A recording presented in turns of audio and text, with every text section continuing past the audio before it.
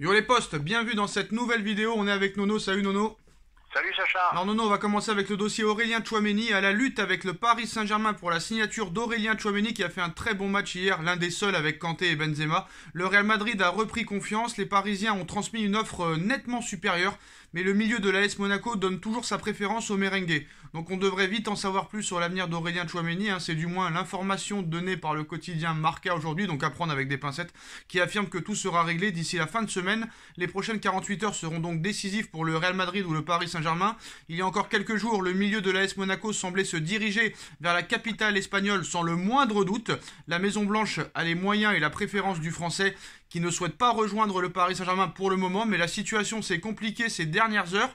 En cause, plusieurs choses. Les offres du Paris Saint-Germain aux joueurs de l'AS Monaco qui est beaucoup plus élevée que celle de Liverpool ou celle du Real Madrid. Donc c'est du moins l'information qui filtre.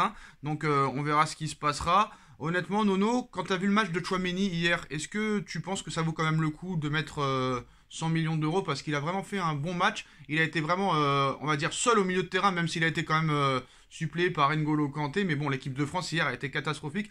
Et c'est le seul qui a montré quelque chose au milieu de terrain. Ouais, Sacha, je vais peut-être te contrarier.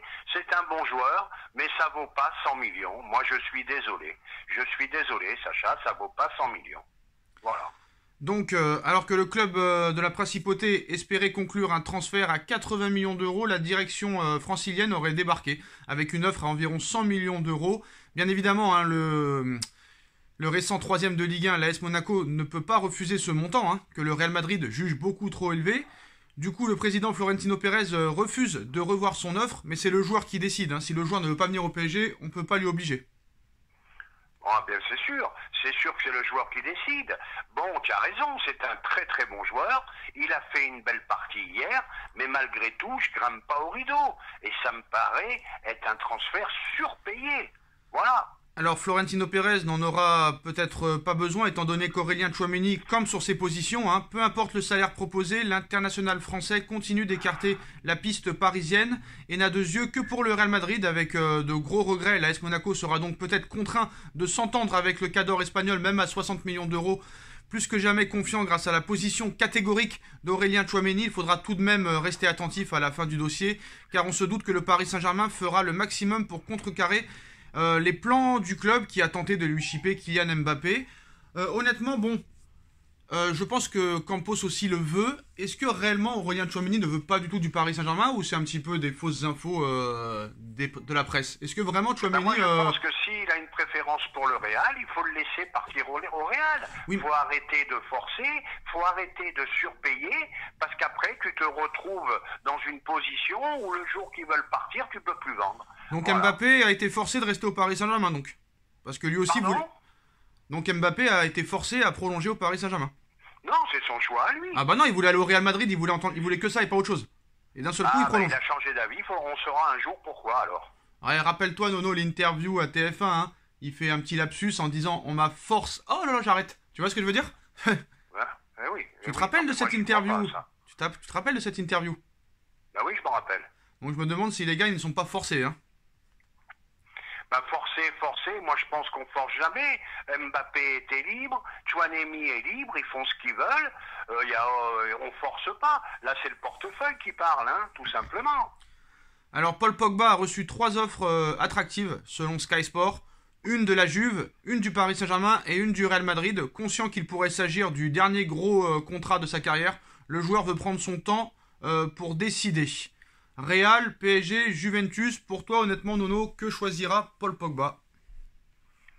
À mon avis, il y a de grandes chances pour la Juve, même si je doute de leurs moyens financiers.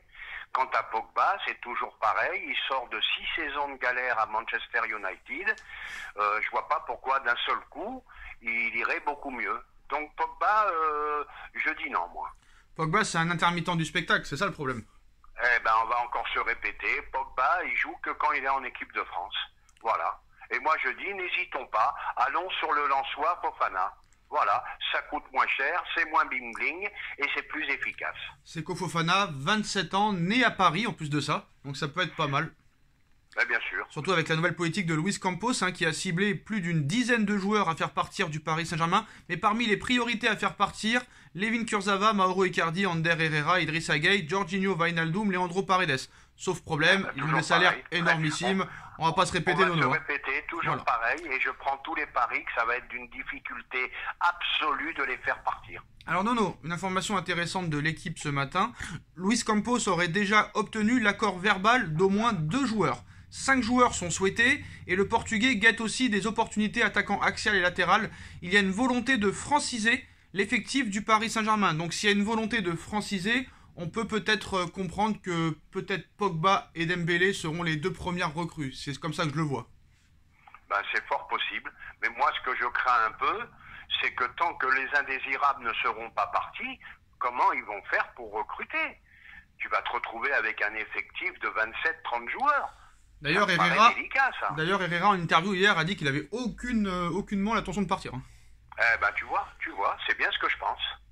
Donc, Luis Campos pourrait débarquer avec un renfort de taille pour le milieu de terrain du Paris Saint-Germain. Et moi, je suis clair, net et précis, Nono, tant qu'il n'y aura pas un gros milieu de terrain, ça ne marchera pas. Et pareil, parce qu'on a beaucoup critiqué Neymar, on a beaucoup critiqué tous les mecs offensifs qui ne venaient pas redéfendre.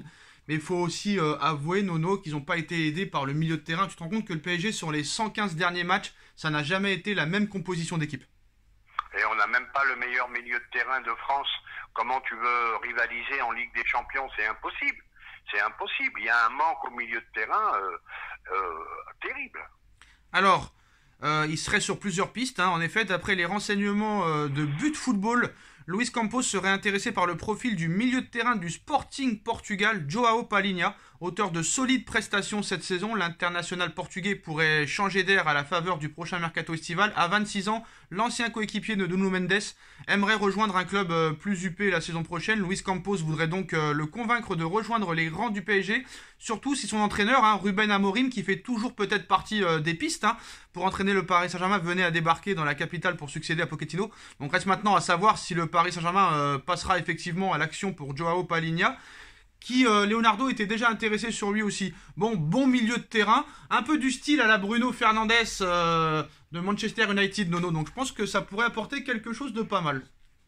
Ça pourrait être très utile au milieu, un bon complément de Verratti. Tu rajoutes un Fofana, c'est un milieu qui est transformé, qui peut rivaliser. Alors je sais que c'est peut-être pas ta cam, Nono, mais tu vois, moi il y a un milieu de terrain qui me plaît bien. Après je sais pas si vraiment ce serait une bonne opportunité, mais un milieu de terrain comme Brozovic par exemple, lui qui peut Brozovic de l'Inter de Milan, qui très très bon. Ouais. Ça me plairait. Qui est libre de tout contrat, et je ne sais pas pourquoi le PSG ne va pas, alors qu'il est libre, cet été. Donc ce Brozovic très très fort, je suis d'accord avec toi. Alors il y a d'autres joueurs qui sont aussi visés.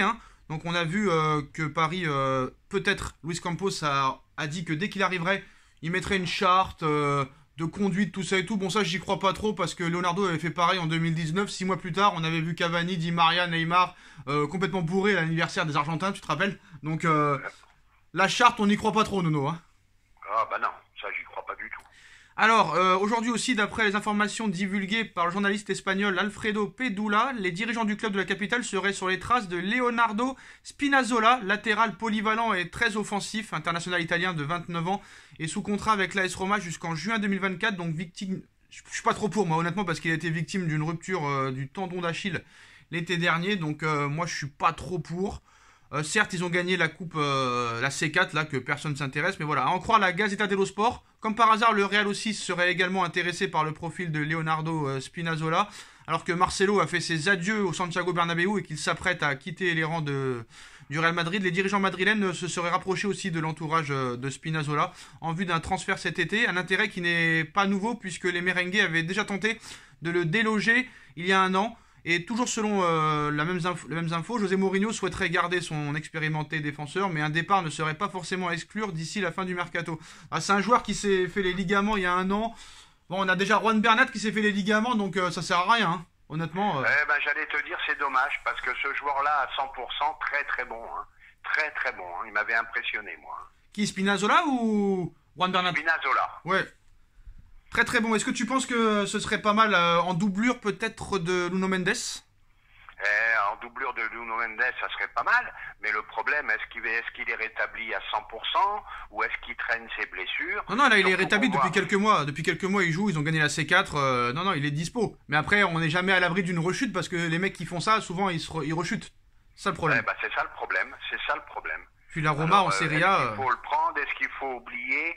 À mon avis, il faut mieux prendre des joueurs à 100% parce que le PSG est quand même réputé pour son infirmerie.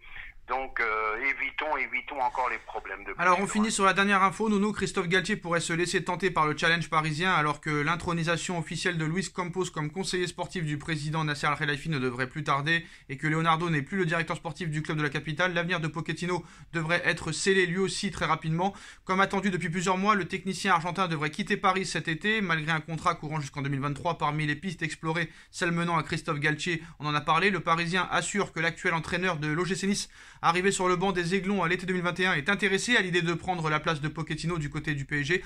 Une chose est sûre, Christophe Galtier demeurant sous contrat avec Nice jusqu'en juin 2024, le PSG, s'il souhaite bouger ses pions pour attirer le coach de Nice, devra sortir le chéquier Nono. Le principal concerné a lui déjà discuté avec Luis Campos. Donc comme il est sous contrat, ça pourrait coûter un petit peu d'oseille pour Galtier. Comme d'habitude, ça va nous coûter 1 tonne. Donc, tu as un entraîneur qui va partir, qui va te coûter 1 tonne pour son départ, qui n'a eu aucun résultat. Et en plus, il faut qui n'a eu aucun résultat Qui n'a eu aucun résultat pour Galtier. Qui n'a eu aucun résultat Je parle de Pochettino. Ah, pardon. Ah oui, c'est sûr que là... Pochettino. Oui. Voilà.